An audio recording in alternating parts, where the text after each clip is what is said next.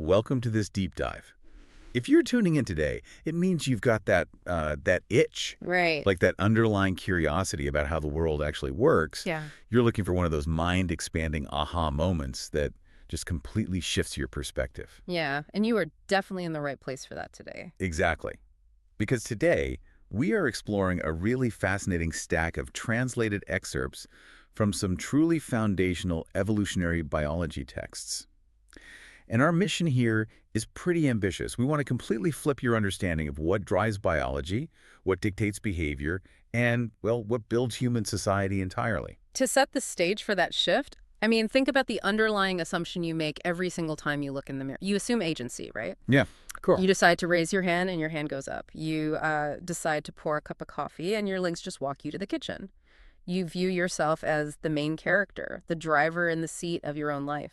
And honestly, why wouldn't you? It's totally intuitive. But when you start peeling back the layers of evolutionary biology and really looking at the raw mathematics of survival, that driver's seat starts to look like a very elaborate illusion. It really does. The central premise of the research we are unpacking today is that we, and literally all other animals, are not the protagonists of our biological stories.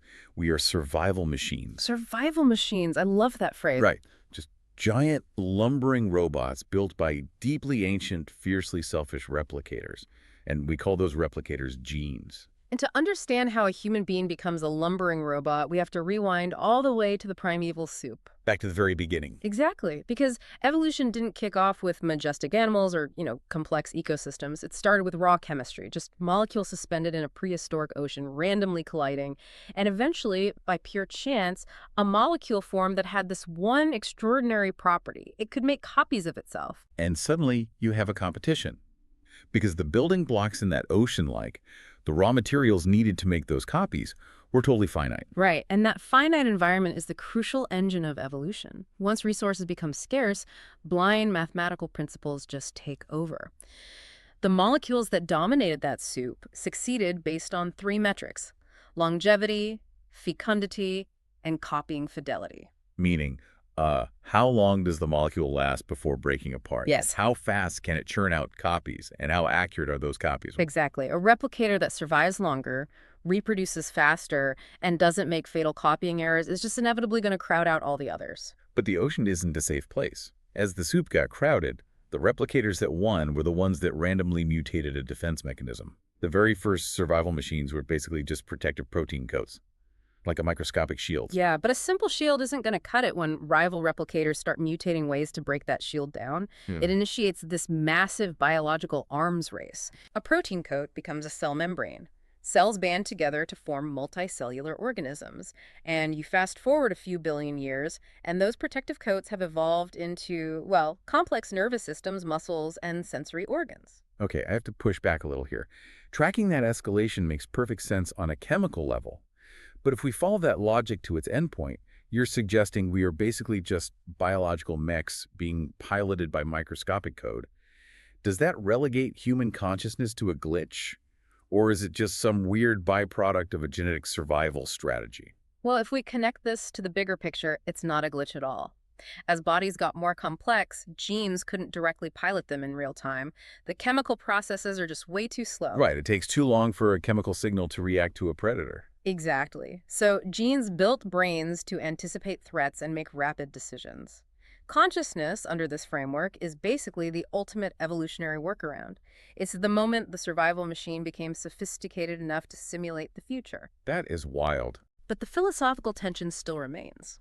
These foundational texts point out that arguing over whether those original replicating molecules were alive or conscious is just utterly useless. It's like arguing over whether Darwin or Newton was the greater scientist. Yeah. The label doesn't actually change the historical impact of their work. Precisely. The biological reality is totally indifferent to our vocabulary. Whether we call them alive or just complex chemistry, they are the ancestors of all life, and their sole directive is to persist. Okay, let's unpack this. Because if our biology is entirely driven by ruthless, selfish code whose only objective is self-replication, why do we see kindness in nature? Like, why do animals and humans act altruistically? If we are meat mechs built by selfish math, is morality totally fake? This is where the biological perspective gets incredibly cold. The concept of universal love or, acting for the good of the species is evolutionarily meaningless. Wow. Meaningless. Completely. A gene that programs its machine to sacrifice itself for a complete stranger will not be passed on. It will just go extinct. What looks like altruism in nature is actually just genes protecting copies of themselves that happen to be riding around in other bodies. So, kin selection. Yes, kin selection. Let's look at the mathematical mechanism behind it using a litter of animal. Well, the runt example. Hmm. This part of the research genuinely challenged how I view family dynamics. So imagine a litter of piglets. One is significantly smaller, weaker, and struggling to compete for milk. Right. And from a human perspective, we want to nurse the runt, right? Yeah, our instinct is to save it. But biologically, the runt shares about 50% of its genetic code with its siblings. And the runt's body isn't just a passive victim of starvation. The underlying genetics are running this active return on investment calculation. If the runt detects through biochemical cues like chronic stress hormones or a lack of blood sugar that it's consuming finite calories but is highly likely to die anyway, its biological programming shifts. Its best mathematical move to ensure its genes survive is to literally stop fighting, to sacrifice itself so the siblings who carry 50% of that exact same code get the calories. The gene survives by ruthlessly liquidating one of its underperforming assets, and sometimes the biological instruction goes even further.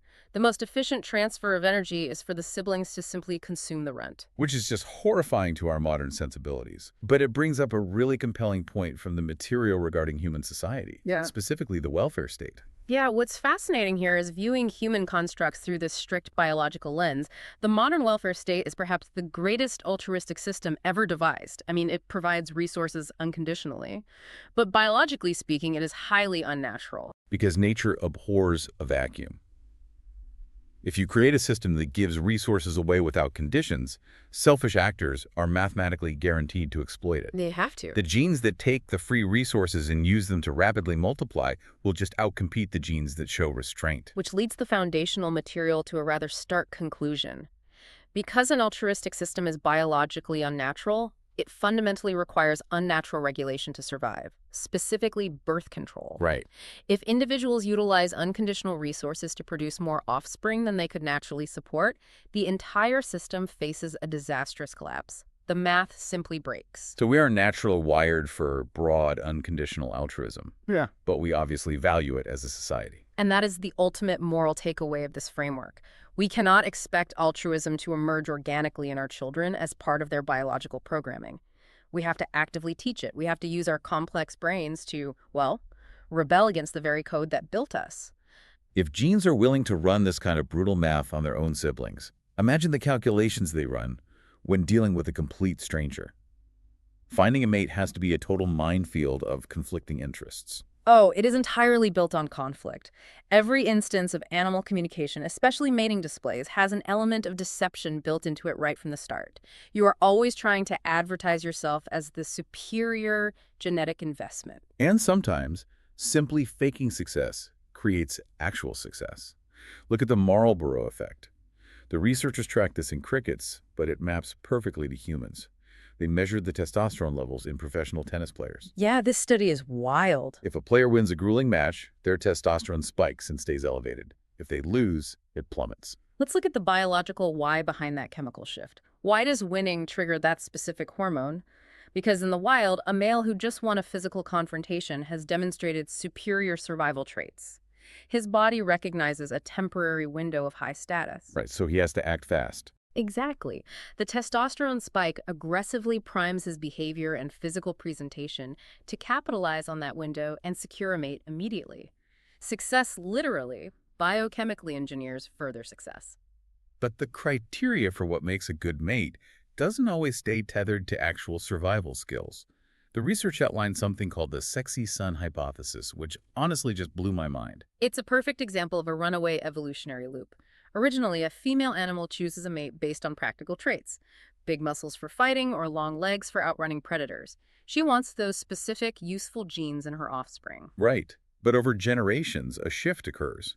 If the majority of females start agreeing that a purely aesthetic trait, let's say a ridiculously bright, heavy tail feather is attractive, the math changes completely. A male's most advantageous survival trait is no longer his ability to run fast. His best trait is simply being attractive. Because if a mother selects a mate purely for his beauty, she is highly likely to give birth to an attractive son. That sexy son will then effortlessly attract multiple females, passing on the mother's genes in massive numbers. So beauty standards in nature are basically a self-fulfilling genetic Ponzi scheme. That's a great way to put it. The bright tail feather might actually be a massive liability when you're trying to escape a predator, but the reproductive payout of being handsome totally outweighs the risk of being eaten. The material draws a striking parallel here using birds of paradise. In those species, the females are visually very plain, while the males are incredibly flashy and perform these elaborate dances. Right, because of resource economics. Exactly. Eggs are biologically expensive to produce. Sperm is cheap. The females hold the rare resource, so they can afford to be extraordinarily picky. The males are forced to perform and compete aesthetically. But then you look at modern Western human culture, and it's heavily reliant on women utilizing cosmetics, fashion, and physical modification to compete aesthetically. Yeah. Has human society completely flipped the biological dynamic? Have men somehow positioned themselves as the gender in demand? It really forces you to re-examine cultural norms that we just take for granted.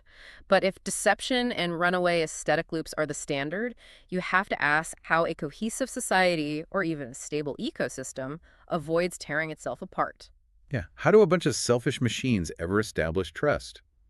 Well, they don't rely on trust, they rely on game theory, specifically an evolutionarily stable strategy, or ESS. Let's clarify what an ESS actually is, because the math behind it is brilliant. It's a strategy that, once adopted by the majority of the population, literally cannot be beaten by any alternative mutant strategy. The best move for any single individual depends entirely on what the rest of the population is doing until an unbreakable equilibrium is reached. A perfect example is the famous Prisoner's Dilemma tournament organized by the psychologist Anatol Rappaport. He invited experts to submit computer programs that would compete in a massive simulation. And the programs had to choose whether to cooperate with each other or betray each other for higher points, right? Exactly. And the winning strategy out of all of these incredibly complex algorithms was shockingly simple. It's a program called Tit for Tat. Tit for Tat operates on two unyielding rules. First, always start by cooperating. Assume the best. Right. Second, on every subsequent interaction, flawlessly copy your opponent's last move. If they cooperated, you continue to cooperate. If they betrayed you, you retaliate instantly on the very next turn. It's a strategy that refuses to be exploited but completely forgives the moment the other party stops being selfish. It creates a stable society of mutual cooperation. But, and this is a massive but in the research, tit for tat only works under one strict environmental condition: the shadow of the future. The shadow of the future. Yeah, for mutual cooperation to mathematically make sense, neither player can know when the game is going to end. It's like playing an intense game of Monopoly, but the rules dictate that the game could end in 5 minutes, or it could end in 5 days, and literally no one knows the timer. If you know for a fact the game is going to end in 5 minutes, you are going to betray everyone. You'll steal money from the bank, break trades, and flip the board, because there is no time for retaliation. But if you think you have to live with these people for another 5 days, you're going to negotiate fair trades. You need the long-term cooperation. And the biological equivalent of that Monopoly game happens inside our bodies every single day. The research provides a chilling example involving human gut bacteria and sepsis. Right now, you have trillions of friendly bacteria in your gut. They are playing tit for tat with you. Because you are healthy, the shadow of the future is incredibly long. Yes. They expect your body to be a stable home for decades, so their best genetic strategy is to cooperate.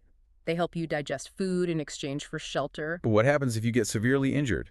Say, a massive physical trauma. The environment changes instantly. Your body releases a flood of stress hormones and inflammatory markers. And the bacteria's chemical receptors detect this massive tissue damage. They don't have brains, but their chemical programming calculates that the host might die. The shadow of the future just shrank to zero. The timer is up. Exactly. The genetic math instantly recalculates. The long-term reward for cooperating vanishes. The biological temptation to consume the host's body for immediate, rapid replication overpowers the previous strategy. The bacteria turn from friendly tenants into deadly pathogens, flooding the bloodstream and causing sepsis. That is profound. We view sepsis as an infection we need to fight, but functionally, it's our own internal allies doing a brutal risk assessment and deciding to liquidate the house before it burns down. It is. But here's where it gets really interesting, though. We've been talking about genes manipulating their own survival machines to play these games. But sometimes a gene bypasses cooperation entirely and hacks the opponent's hardware. Here's where it gets really interesting. Parasitic manipulation. Let's look at the cuckoo bird. We all know the basic trivia, right? Mm? A cuckoo lays its egg in another bird's nest. Yeah. The host bird hatches it and raises it. And we usually assume the host bird is just, a bit dim, that it gets fooled because the cuckoo egg looks vaguely similar to its own. But the biological reality is much more insidious. It's not just a visual trick. It's a neurological hijacking. When the cuckoo chick hatches, its wide-open mouth and unique begging calls don't just mimic the host's chicks. They act like a highly concentrated, addictive drug on the host bird's nervous system. It's a literal biological Trojan horse. It completely bypasses the host bird's visual security system by directly attacking its neurological motherboard. Yes. The host bird's brain is flooded with chemical rewards every time it feeds the cuckoo. It becomes so addicted to the stimuli that it will actively prioritize the cuckoo, even watching its own biological offspring starve to death. Which naturally makes you wonder, over millions of years, why hasn't the host bird evolved a better brain? Why not develop the cognitive ability to recognize the manipulation and throw the cuckoo out? Because of the life dinner principle, the math of asymmetrical warfare. Exactly. The cuckoo is running for its life. If its genetic code fails to perfectly trick the host, the cuckoo chick dies. Its evolutionary pressure is absolute. The host bird, however, is merely running for its dinner. Right. If it gets tricked, it loses a breeding season and wastes some calories, but the adult bird survives to breed again next year. The evolutionary cost required to build a massive, highly intelligent brain capable of pattern recognition and deception detection is simply too expensive. It's biologically cheaper to just take the loss and move on. And if you think the cuckoo hacking a nervous system is intense, the research details the Sanchi ant. This is pure, visceral, biological malware. A parasitic queen ant infiltrates a foreign colony. She doesn't fight the heavily armored soldier ants. No, she doesn't. Instead, she secretes a highly spiralized chemical pheromone that physically overrides the worker ant's neural pathways. She initiates chemical mind control. The pheromone forces the worker ants to turn against their own biology. Under the influence of this chemical drug, the workers march into the royal chamber, surround their own mother, the original queen, and systematically murder her. It is wild. The parasite queen then takes her place, using the host's own biological hardware to run her genetic software. It is a terrifying demonstration of how a gene's influence doesn't stop at the boundaries of its own body. It can reach out through chemistry and manipulate the environment around it. Which brings us to a wildly controversial leap in the material. And we need to frame this carefully. We are strictly outlining the biological framework proposed by the authors here. We aren't making a philosophical judgment on faith or religion or taking any sides. We are just analyzing a concept where the authors ask if a chemical can hijack a nervous system. Can an idea act as a parasite? This raises an important question about the architecture of human thought. The framework proposes the concept of a meme, and not an internet joke, but a unit of cultural transmission, an idea, a tune, a catchphrase, or a belief. And the text argues that certain mental states, specifically blind faith, which is belief without evidence, function identically to a parasitic biological infection. The author actually compares blind faith to a military weapon, putting it on par with a hydrogen bomb. Because a highly contagious meme can rewire the human brain to become completely immune to compassion, or immune to the most fundamental biological instinct of all, which is the fear of death. What makes this concept so unsettling is that the actual object of the belief is biologically irrelevant. The framework references the electric monk from Douglas Adams' science fiction, which is a literal robot designed to believe things on your behalf. Right, it fiercely believes the world is pink despite all sensory data to the contrary. Exactly. The object of belief doesn't matter. It is the mechanism of unshakable conviction that acts as the virus. And when a host's biological self-preservation is completely overwritten by an idea, you get what the researchers term mimioids. Just like the worker ant slaughtering its own mother under chemical influence, a human mind infected by a potent meme might willingly destroy its own survival machine for the sake of propagating the idea. It synthesizes everything we've discussed. Just as a physical replicator in the primeval soup competes for resources, abstract ideas compete for the finite real estate of human attention and memory, and the most ruthless, self-replicating ideas win. So what does this all mean? We started this deep dive by asking you to look in the mirror and question who is actually in the driver's seat. The biological landscape we've mapped out paints a radically different picture of identity. It really does. You're a breathtakingly complex, highly temporary vehicle, a survival machine built by ancient code. You navigate a world defined by game theory, runaway aesthetic loops, and parasitic hacking, where even your noblest moments of altruism and your deepest held beliefs might just be software running its course. It forces a profound reevaluation of agency. And the text leaves us with one final, deeply philosophical concept to cement that shift. It's called the extended phenotype, or the web of power. Explain how that stretches the boundaries of biology. Well, we observed how the Sanchian and the cuckoo manipulate organisms outside themselves. The extended phenotype argues that a gene's physical influence does not end at the skin of the animal it resides in. Yep. When a spider spins a web or a beaver builds a dam, those structures aren't just byproducts of behavior. They are the physical, real-world manifestations of those genes extending their reach into the environment.